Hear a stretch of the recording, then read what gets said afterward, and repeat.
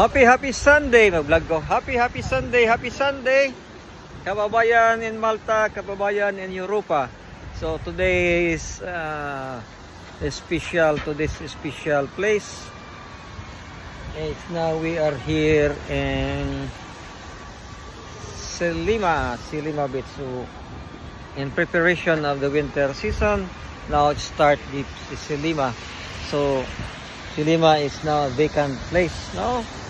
Kasi ang lahat ng mga tao ay nalalamigan ngayon. So like they are not safe to be gallivanting and roaming around inside the Selima Beach Resort.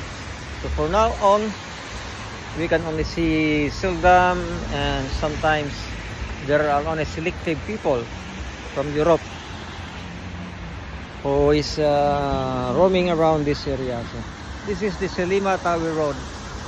We call it the Tower Road Selima because all like we call the tower, parang tower daw ng mga nakalagay dito. So ang background ko yan, yung isa naman dyan, that is they call the Patchville area. Ito yung Radisson Blu Hotel, Mercury Hotel, Mercury Tower, mga bago pang mga hotel. So,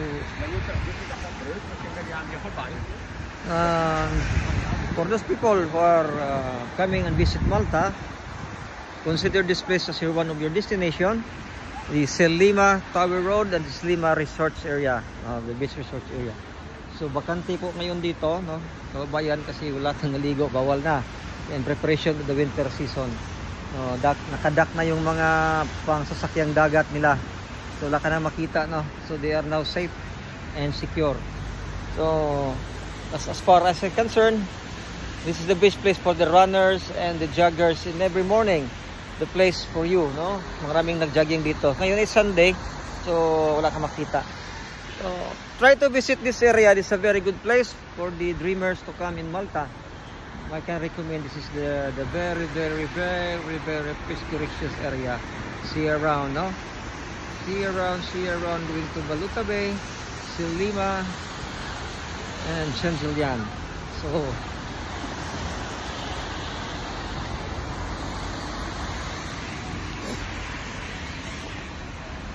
sana po kayo nasayahan sa aking video. Shout out yan sa ating kapatiran sa Guardians. Shout out sa G1 Guardians Unite as one.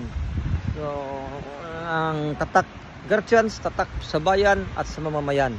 So shout out EGMF Yaoyan Edwin Perspuse, Vice President ng G1, CMF, sa ating Vice si Ray, MF Agrep, MF Jaguar, MF Pagchino, ang iba pa dyan mga kakontak natin. So try lang tayo, no, na lahat ng mga problema masolve natin sa loob nating kapatiran. So matatag, cooperation tayo, at isa pa, pagmamahalan, respeto, at saka disiplina sa loob ng kapatiran. So thank you for watching the Filipino in abroad.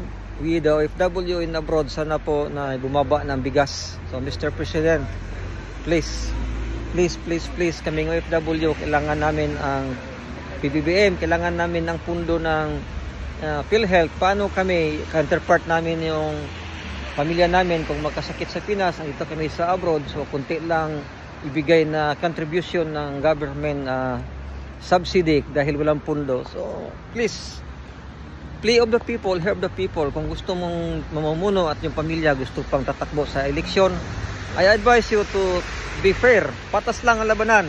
Kawawa naman kaming mga OFW sa abroad na nagsipag at nagbigay ng contribution. Wala naman kaming makuha pala pagdating ng kailangan namin ang contribution na itulong sa hospitalization.